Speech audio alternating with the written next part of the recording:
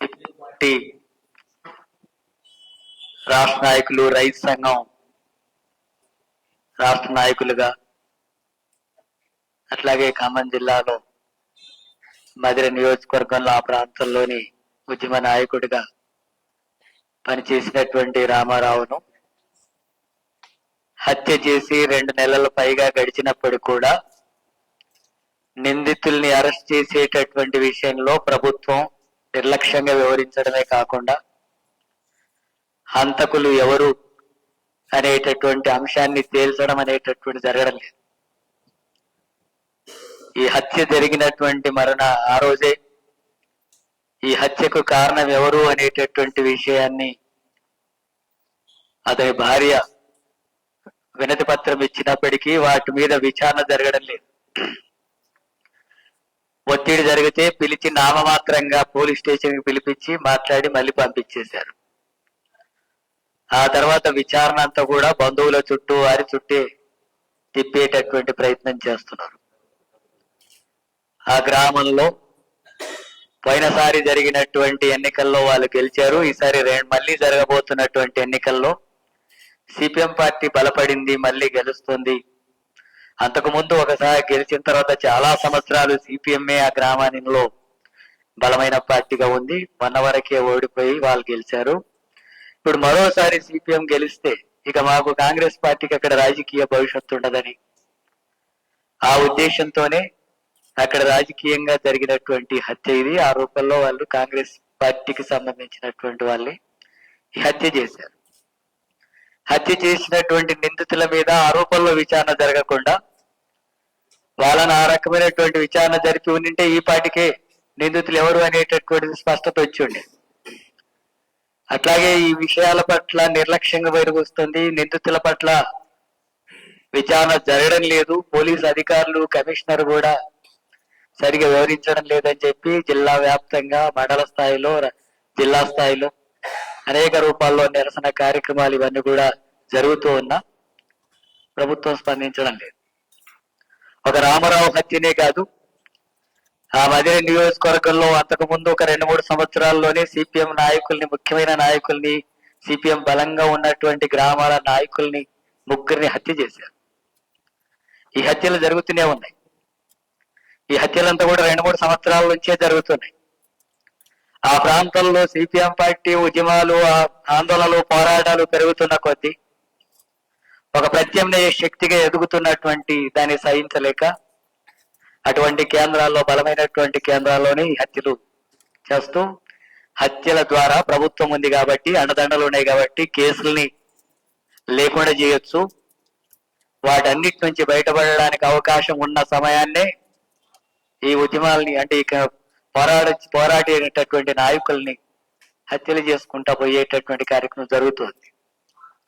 ఈ హత్య జరిగి ఇంత పెద్ద ఎత్తున జరిగి నిరసనలు వ్యక్తం చేస్తున్నా ప్రభుత్వం స్పందించడం లేదు. ఉప ముఖ్యమంత్రి బట్టి విక్రమార్క స్పందించడం లేదు. ఘటన జరిగిన రోజు ఖండించాడు తప్ప ఈ రోజు వరకు ఈ సమస్య పట్ల, తన నియోజకవర్గంలో జరిగింది కదా, కాంగ్రెస్ వాళ్ళే చంపిందని చెప్పి ఆరోపణ చేస్తుంటే దానికి బాధ్యత వహించి దాని పట్ల ఏంటి అనేటటువంటి విషయం ఆయన మాట్లాడటం లేదు.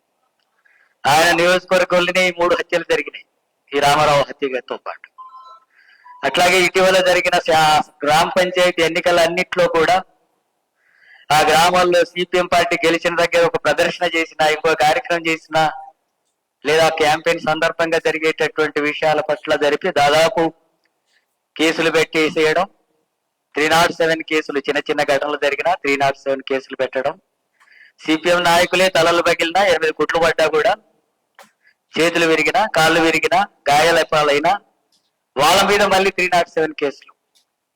దాడి చేసినటువంటి వాళ్ళ మీద కేసులు కాదు, దాడికి గురైనటువంటి వాళ్ళు, గాయాల పాలైనటువంటి నాయకులు, కార్యకర్తల మీద కేసులు పెడుతున్నారు. ఇప్పటికే 13 మందిని జైల్లో పెట్టారు, రిమాండ్ లో ఉన్నారు. రామారావు హత్య చేసినటువంటి గ్రామంలో గెలిచిన తర్వాత ప్రదర్శన జరుగుతుంటే వాళ్ళ కుటుంబానికి, దాని ఎవరైతే హంతకులు అని చెప్పి ఆరోపణలు ఉన్నారో వాళ్ళ కుటుంబాలకు సంబంధించినటువంటి వాళ్ళే మళ్ళీ ప్రజలను భయపెట్టేటటువంటి అహంకార పూరితంగా వివరిస్తే, ఈ రకంగా వివరిస్తే అనవసరంగా ఘర్షణలు జరుగుతాయని చెప్పి పోలీసులకు మన వాళ్ళు పోయి చెబితే పోలీసు వాళ్ళే వాళ్ళని లోపలికి పంపించి ఆ రకంగా కాపలా ఉంచేటటువంటి ప్రయత్నం జరిగింది. కానీ సిపిఎం నాయకుల మీద 25 మంది మీద కేసులు పెడుతున్నారు. ఆ డివిజన్ కార్యదర్శి గోపాలరావు మీద కూడా కేసు పెట్టారు.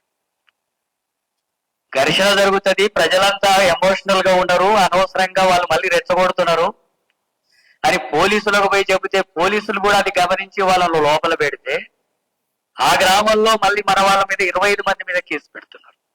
13 మంది మీద జైలు పంపిస్తున్నారు. సీనియర్ నాయకుల మీద కూడా పెడుతున్నారు. అంటే కేసులు పెట్టి జైళ్లకు పంపి దాడులు చేసి లేదా హత్యలకు పాల్పడి పోలీసు అండదండలు ఉన్నాయి కాబట్టి, ఉప ముఖ్యమంత్రి అండదండలు ఉన్నాయి కాబట్టి, ఆయన భార్య కూడా ఈ రాజకీయాలు చేస్తుందని చెప్పి అంటున్నారు. వాళ్ళ అండదండలు ఉన్నాయని ఆ సిపిఎం పార్టీని ఆ ప్రాంతాల్లో ఎదగనివ్వకుండా ఉండాలనేటటువంటి ఉద్దేశంతోన ఈ దాడులు, హత్యలు, ఈ కేసులు, ఈ అక్రమాలన్నీ కూడా జరుగుతుంది. ఇప్పటికే జిల్లా వ్యాప్తంగా ఇది ప్రజల దృష్టికి తీసుకెళ్లడం జరిగింది. అక్కడ జిల్లా స్థాయిలో జరిగే ప్రతి ఉద్యమానికి, ఆందోళనకి వామపక్ష పార్టీలన్నీ కూడా మద్దతిస్తూ పాల్గొంటూనే వస్తున్నారు. ప్రజలు పెద్ద ఎత్తున ఆందోళన వ్యక్తం చేసి కలెక్టరేట్లు ముట్టడి చేస్తున్నప్పటికీ, ఆ పరిస్థితి ఉన్నప్పటికీ కూడా ఈ రాజకీయ ఒత్తిడి ఫలితంగా ఆ కేసు పట్ల పోలీసులు సరైనటువంటి విచారణ జరపడం లేదు. అందుకే ఈ నేపథ్యంలోనే మధిర నియోజకవర్గ కేంద్రంలో మొన్ననే ఒక భారీ ప్రదర్శన జరిగింది.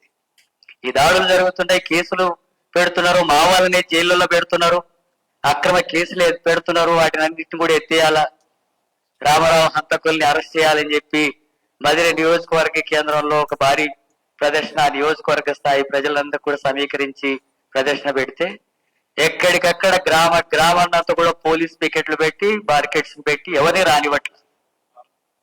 ఎక్కడికక్కడ గ్రామాల్లోనే అరెస్టులు కూడా చేశారు. ఖమ్మం పట్టణంలో ఉండే నాయకుల్ని కూడా అరెస్టులు చేశారు. వాస్తవానికి ఆ నియోజకవర్గంలోనే సమీకరణ చేసి ర్యాలీ, కానీ జిల్లా అంతా కూడా ముఖ్యమైన ప్రాంతాలంతా కూడా అరెస్టులు చేశారు. నిర్బంధాన్ని తీసుకొస్తున్నారు. ఈ నిర్బంధాన్ని ఎదుర్కోవడం అనేది కమ్యూనిస్టులకి ఏమో కొత్త విషయం కాదు. దాడులు, కేసులు, జైళ్లు, హత్యలు, వీటిని అన్నింటిని ఎదుర్కొనే ఎర్రజెండా ముందుకు సాగుతుంది. సిపిఎం పార్టీ కూడా అలాంటి పద్ధతుల్లో ముందుకు సాగుతుంది.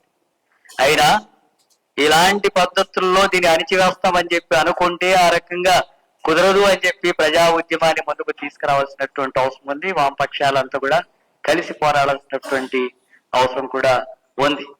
ఎందుకంటే ప్రజల తరఫున పోరాడేటటువంటి వాళ్ళను హత్యలు చేసి అరాచకాలు సృష్టించి మేమేమైనా చేయగలుగుతాం, ప్రభుత్వాలు ఉన్నాయి కాబట్టి అని చెప్పి అనుకుంటే ఆ రకంగా కుదరదు, సాధ్యం కాదు.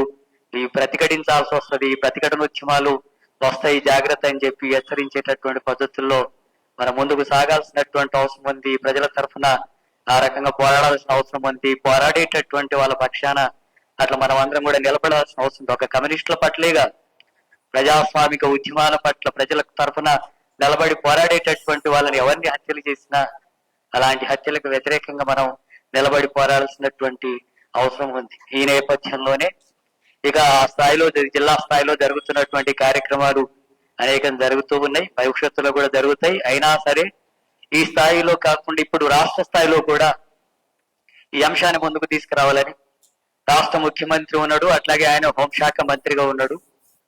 మరి ఆయన బాధ్యత కూడా ఉంది. 2 నెలలు అయితే హత్య జరిగినటువంటి వాళ్ళ పట్ల ఏమి స్పందించలేకపోతే పోలీస్ శాఖ ఏం చేసినట్టుగా, ఇంటెలిజెన్స్ వ్యవస్థ ఏం చేస్తున్నట్టుగా, వాళ్ళకున్న అంత దద్దములుగా ఉన్నారా ఈ పోలీస్ వ్యవస్థ అనేటటువంటి విషయం కూడా ముందుకు వస్తుంది. అందుకే దానికే బాధ్యత వహించేటటువంటి హోమ్ మినిస్టర్ గా తానే బాధ్యుడైనాక ఆయన కూడా అసమర్థమైనటువంటి హోమ్ మినిస్టర్ గా లేదా ముఖ్యమంత్రిగా అవుతాడు. కాబట్టి వీటి పట్ల సీరియస్ గా వ్యవహరించాల్సినటువంటి అవసరం ఉంది అనే విషయాన్ని, అక్కడ జరుగుతున్నటువంటి అరాచకాల విషయాలన్నిటి కూడా ముఖ్యమంత్రి దృష్టికి తీసుకురావాల్సినటువంటి అవసరం ఉంది. మీరు అందరూ కూడా మాట్లాడినటువంటి వామపక్షాల నాయకులందరూ కూడా ముఖ్యమంత్రి దృష్టికి తీసుకెళ్లడం మంచిది అనే అభిప్రాయాన్ని వ్యక్తం చేశారు. తప్పకుండా అపాయింట్మెంట్ తీసుకుని ఆ రూపంలో ముఖ్యమంత్రికి వామపక్షాల ఆధ్వర్యంలో ఒక వినతి పత్రం ఇద్దాం. అలాగే సాంబశివరావు గారు శాసనసభలో ప్రాతినిధ్యం ఉంది కాబట్టి 0 అవర్లో లేవనెత్తినా లేకపోతే ఇతర రూపాల్లో కలిసినా సరే ఆ రూపంలో కూడా శాసనసభలో దీన్ని ప్రశ్నించేటటువంటిది జరిగితే అది ప్రజల దృష్టికి వెళ్తుంది, ప్రభుత్వం కూడా స్పందించాల్సినటువంటి అవసరం ఉంటది. కాబట్టి ఆ రూపంలో జరుగుతూ ముఖ్యమంత్రి కూడా వామపక్షాల ఆధ్వర్యంలో ఒక వినతి పత్రం ఇద్దాం. ఇచ్చిన తర్వాత ఈ సమస్యను కూడా స్పందించకపోతే, ముఖ్యమంత్రి కూడా స్పందించకపోతే రాష్ట్ర స్థాయిలో హైదరాబాద్ లోనే ఒక ధర్నా కార్యక్రమాన్ని నిర్వహిస్తే బాగుంటుందని చెప్పి భావిస్తున్నాను. ఆ రకంగా ధర్నా జరిగేటటువంటి కార్యక్రమాన్ని కూడా వామపక్ష పార్టీల నాయకులందరూ కూడా, మిగతా ప్రజా సంఘాల నాయకులు, ప్రజాతంత్ర శక్తులంతా కూడా వచ్చి మద్దతు ఇచ్చి ఆ రకంగా పాల్గొనాల్సినటువంటి అవసరం ఉందని కూడా విజ్ఞప్తి చేస్తున్నారు. ముఖ్యమంత్రిని కలిసిన తర్వాత ముఖ్యమంత్రి స్పందించేటటువంటి దాన్ని బట్టి హైదరాబాద్ లో కార్యక్రమం అనేటటువంటిది ఉంటుంది. ఒక ధర్నా కార్యక్రమం అనేటటువంటిది ఏర్పాటు చేద్దాం.